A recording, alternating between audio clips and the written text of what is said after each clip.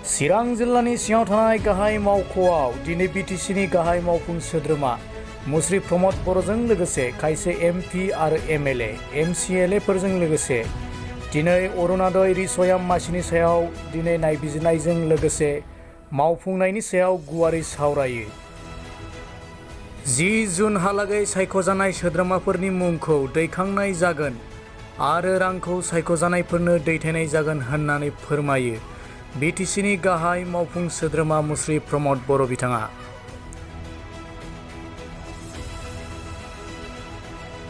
आरो रिसयाम आसनिनि सायाव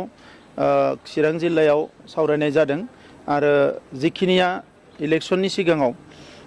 जायफोर बेनिफिसारिया मोनाखैमोन बिथांमोना थाबैनो अरुणोदय आसनिनि गेजेरजों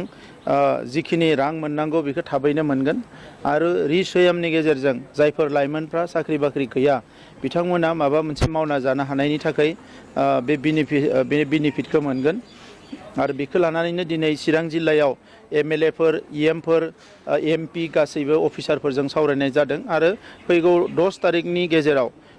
बेवहाय जेसेबां अरुणोदय बेनिफिसारि दङ बिथांमोननि मुंखौ आपल'ड खालामनाय जागोन आरो बिनि उनावनो बिथांमोना अरुणोदयनि बेनिफिटखौ मोनगोन। दा बिनि थाखायनो दिनैनि बे सावरायनायखौ लादों आरो बेजों लोगोसे कर'नानि थासारिया लासै लासै मोजां जाबोदों नाथाय आं रायजोफोरखौ खावलायो जों बयबो सांग्रां जानानै थानांगौ अब्लासो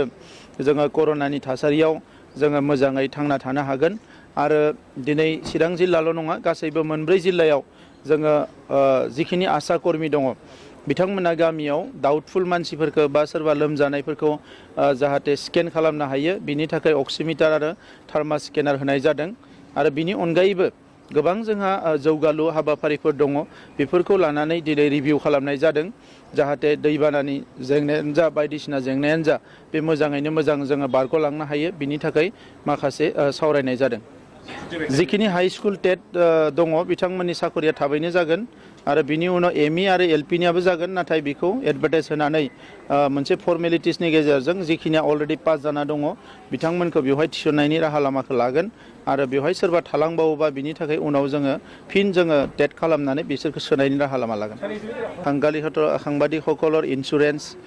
আৰু বিভিন্ন সুবিধা দিয়াৰ কথাটো আমি আগতে কৈছিলোঁ কিন্তু ইণ্ডিভিজুৱেল লেভেলত আজি এইটো কেনেকৈ কৰিব পাৰে বিটিচি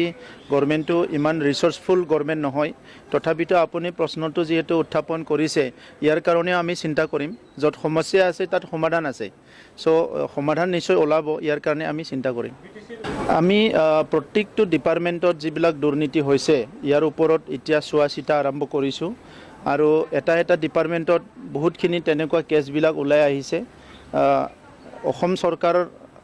গঠন হোৱাৰ এই নতুনকৈ ছেকেণ্ড টাইমৰ কাৰণে যিটো NDA চৰকাৰ আহিল ইয়াৰ আগৰ পৰিৱেশটো বেলেগ আছিলে এতিয়াৰ পৰিৱেশটো বেলেগ তো এতিয়া সেইকাৰণে যিবিলাক ডিপাৰ্টমেণ্টত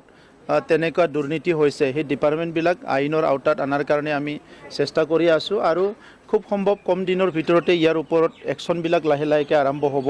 যিবিলাকে কাম পেণ্ডিং কৰিছে যিবিলাক কাম নকৰাকৈ পইচা ওলাইছে এই গোটেইকেইটা ফাইলবিলাক আমি খুব ভালকৈ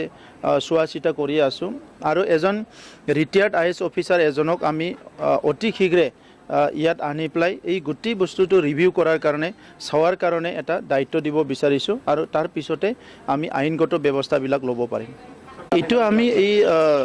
যিটো মানে আমাৰ এতিয়া বাজেট সেশ্যন হৈ গ'ল আৰু সেই বাজেট সেশ্যনত যিটো আমি এমাউণ্ট ঠিক কৰিছোঁ সেই এমাউণ্টটো গভৰ্ণমেণ্ট অফ আছামৰ পৰা ৰিলিজ হোৱাৰ লগে লগে আমি সেইটো যিবিলাক আমাৰ সাংবাদিকসকল যাৰ ID আছে যাৰ কিবা আছে সেইবিলাকক আমি দিয়াৰ কাৰণে যিটো পলিচি লৈছিলোঁ সেইটো আমি ইমপ্লিমেণ্ট কৰিম।